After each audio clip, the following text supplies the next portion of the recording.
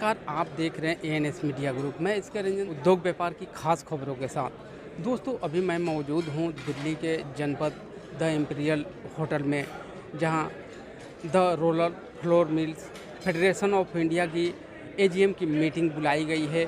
और दोस्तों, यहां पूरे देश से यहां फ्लोर मिलर्स जो है इकट्ठा हुए हैं। आइए देखिए इस रिपोर्ट को। दोस्तों, आज the roller flour mill federation of India की एजीएम की मीटिंग हुई और उसके प्रेसिडेंट हैं। क्या कहेंगे आज की एजीएम की मीटिंग में, किस तरह की बातें हुई, क्या निर्णय लिया गया? सरकार के प्रतिनिधि भी आज यहाँ आए हुए थे और अर्थशास्त्री भी थे। गवर्नमेंट का ये कहना है कि गेहूं हिंदुस्तान में है और गवर्नमेंट हर कदम लेगी जो ज़रूरत है गेहूं के भाव को निरंतर रखने में, गेहूं के प्राइसेस कंट्रोल करने के लिए जो उनको करना पड़ेगा समय समय पे वो करेंगे। और उनके पास अभी काफ़ी गेहूं है ओपन मार्केट में रिलीज़ करने के लिए। ये क्वांटिटी कभी भी बढ़ा सकते हैं और जैसे फेस्टिवल सीजन आया इसको और बढ़ा देंगे गवर्नमेंट। ने देखा कि हाल फिलहाल सरकार ने गेहूं पर जो है स्टॉक लिमिट लगा दिया है, तो इससे क्या मिलर्स को परेशानी हो रही है? उपभोक्ताओं को क्या तेज़ी का सामना करना पड़ेगा या सब कुछ ठीक है? स्टॉक लिमिट का इफेक्ट फ्लावर मिल वालों पे नहीं आता है कि उन लोगों को 75% of the grinding capacity for the full year दिया गया है। तो आई थिंक मिलिंग इंडस्ट्री को इससे कोई परेशानी है नहीं, और मार्केट में अवेलेबिलिटी में भी कोई चेंज नहीं हुआ इससे। प्राइसेस थोड़े बढ़ रहे हैं लेकिन अदरवाइज बाकी कोई दिक्कत नहीं है। अभी सरकार जो है न्यूनतम समर्थन मूल्य को भी बढ़ाने की बात कह रही है। क्या पूरे देश के मिलर जो है इस बात के लिए एकजुट हैं? हम लोग समर्थन करते हैं, क्योंकि जब तक अगर प्रोक्योरमेंट प्राइस नहीं बढ़ेगा, हर इनपुट कॉस्ट बढ़ते जा रहा है, और अगर गवर्नमेंट नहीं बढ़ाती है तो किसान को दाम भी नहीं मिलेगा, और गवर्नमेंट को मार्केट रेट अगर ऊपर रहेंगे तो सरकार को भी गेहूं नहीं मिलेगा। इससे ना तो पब्लिक डिस्ट्रीब्यूशन सिस्टम के लिए और गेहूं के प्राइसेस को कंट्रोल करने के लिए गवर्नमेंट के पास कोई साधन ही नहीं रहेगा। पूरे देश के प्रतिनिधि जो है इकट्ठा हुए थे। मिलर्स जो है आज के डेट में किन समस्याओं से जूझ रहा है, क्या कहेंगे? हमको डर ये लग रहा है कि गेहूं मिलेगा नहीं मिलेगा। बारिश जैसे भी सितंबर अगस्त में बारिश नहीं था, सितंबर में बारिश है, फिर एल नीनो आएगा, क्रॉप कैसे होएगा। हम लोग खाली अवेलेबिलिटी ऑफ वीट से डर रहे हैं। हम लोग जानकारी देने के लिए आपका बहुत बहुत धन्यवाद। Thank you sir. दोस्तों, सामने जो चेहरा देख रहे हैं, ये चेहरा जो है एक जानी मानी हस्ती हैं, अर्थशास्त्री हैं और सीनियर पत्रकार भी। और दोस्तों, एक चीज़ मैं बताते चलूँ कि जो ग्रेन्स एशिया मैगजीन है, उस मैगजीन के कंसल्टिंग एडिटर जी हैं। आइए इनसे बात करते हैं। जी शेखर जी से क्या कहेंगे? सर, आज जो मीटिंग हुई फ्लोर मिलर्स की, पूरे ऑल ओवर इंडिया से फ्लोर मिलर्स यहाँ आए हुए थे, सरकार के प्रतिनिधि भी यहाँ आए हुए थे, तो किस तरह की बात निकल कर के आई? सरकार क्या कह रही है और जो देश के अग्रणीय व्यापारी हैं वो क्या सोच रहे हैं? दोनों के विचारों में, दोनों के आंकड़ों में क्या विरोधाभास है, क्या बताएंगे सर?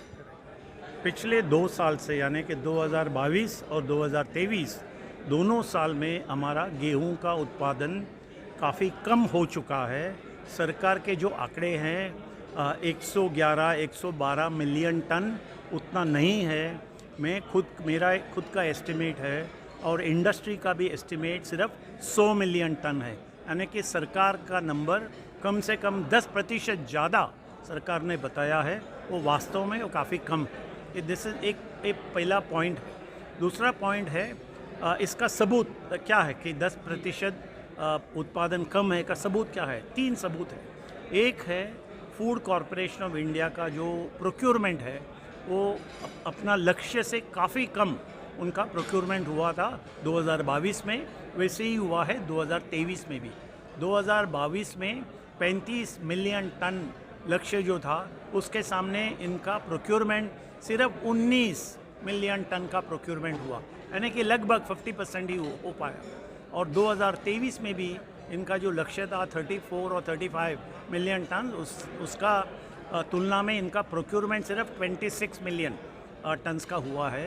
तो इसके वजह से हमारा देश में सप्लाई डिमांड फंडामेंटल जो हम कहते हैं काफ़ी टाइट हो चुका है।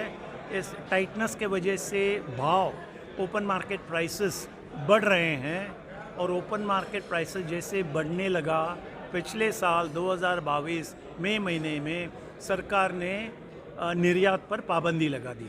दे बैंड एक्सपोर्ट, और वो एक्सपोर्ट अभी भी जारी है।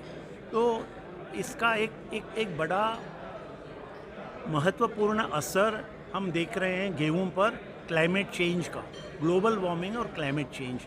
हमारा देश है, we call it a tropical nation, और ट्रॉपिकल नेशन को ज़्यादा खतरा होता है, ज़्यादा जोखिम लेना पड़ता है as far as global warming and climate change is concern. इसके लिए हमें काफ़ी रिसर्च करना पड़ेगा, काफ़ी इन्वेस्टमेंट करना पड़ेगा to develop heat resistant varieties, heat tolerant varieties. पिछले साल भी हमने देखा कि गर्मी काफ़ी हो गई थी मार्च अप्रैल महीने में, इस साल भी वही हालात थी, तो गेहूं का उत्पादन काफ़ी कम हुआ है।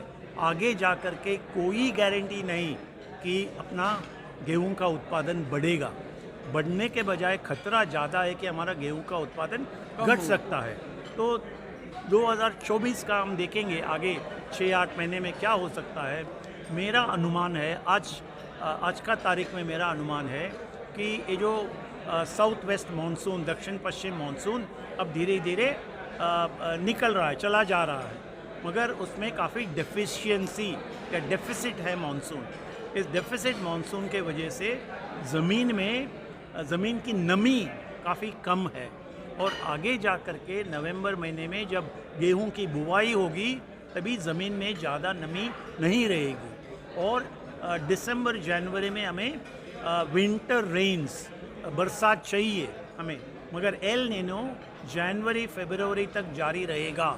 तो जनवरी फरवरी तक जारी रहेगा तो शायद हमारा जो विंटर रेन्स, विंटर महीने में सर्दी का मौसम में जो बारिश होना है वो भी शायद कम हो सकता है। ये सब मिल करके हमारा अगला साल का 2024 का गेहूं का उत्पादन पर इसका असर पड़ेगा। मैं ये नहीं बोल रहा हूँ कि ज़रूर हमारा उत्पादन घटेगा, मगर उत्पादन 2024 में घटने का खतरा है। उस खतरा को हमें महसूस करना पड़ेगा, उसके सामने जो क्या कदम उठाना है हमें उसके बारे में सोचना पड़ेगा। तो भाव को कंट्रोल करना है तो हमें सप्लाईज में वृद्धि लाना है, वो एक ही उसका रास्ता है। आज तो इम्पोर्ट, आयात करना पड़ेगा, क्योंकि जो मिलिंग इंडस्ट्री है उसका पास माल नहीं है, उनका ऊपर स्टोरेज लिमिट वगैरह लगा हुआ है, तो उनको रॉ मटेरियल चाहिए, वो रॉ मटेरियल सिर्फ इंपोर्ट से ही होगा। इसके लिए मैंने सरकार को 3 ऑल्टरनेटिव दिए थे। एक है, रशिया से आप 40-50 लाख टन का गेहूं मंगाइए, जिसमें आप रुपी पेमेंट कर सकते हो, गवर्नमेंट टू गवर्नमेंट अकाउंट में इंपोर्ट हो सकता है, क्योंकि हम क्रूड ऑयल इंपोर्ट करते हैं, कच्चा तेल, उसमें रुपी पेमेंट में करते हैं, तो एक गेहूं में भी हो सकता है। दूसरा एक ऑप्शन मैंने दिया था कि international exchanges like Chicago board of trade, वहाँ जा कर के आप call option contract 20-30-40 lakh tonne का कॉल ऑप्शन कॉन्ट्रैक्ट आप बनाइए, जिसमें एक प्रीमियम तरह भरना पड़ेगा हमें, और वो भी एक रिस्क मैनेजमेंट प्रिंसिपल है। तीसरा है, मैंने बताया कि प्राइवेट सेक्टर को आप अलाउ करिए इंपोर्ट के लिए, आयात खोल दीजिए, मगर जो 40% ड्यूटी है गेहूं पर वो हटा दीजिए आप, ताकि प्राइवेट सेक्टर काफ़ी एफिशिएंटली इंपोर्ट करेगा और उसका गेहूं का वितरण देश भर हो सकता है, जिसके वजह से हम भाव पर काबू पा सकते हैं। मगर अभी सरकार का ऊपर है सब, क्या डिसीजन लेना है, क्या निर्णय लेना है, उनको ही तय कर। तो दोस्तों, आप सुन रहे थे ग्रेन्स एशिया के कंसल्टिंग एडिटर थे चंद्रशेखर जी। इसी तरह ANS मीडिया देखते रहिए, लाइक कीजिए, शेयर कीजिए, सब्सक्राइब कीजिए। धन्यवाद। Their valuable suggestions and feedback. I would like to thank our President Shri Pramod Kumar S for his warm welcome address and his leadership in steering the Federation towards greater heights. I would like to thank the management of Hotel Imperial for their arrangements and services provided by them. I would also like to thank our vendor Shri Ashish Sabharwal for providing logistic supports. Last but not the least, a big thank for the Secretariat staff of the Federation for their hard work all the year round. I hope this meeting has been productive and informative for all of you. Once again, thank you all for your presence and participation in the event. Enjoy your lunch at the backside of the hall and reassemble here for the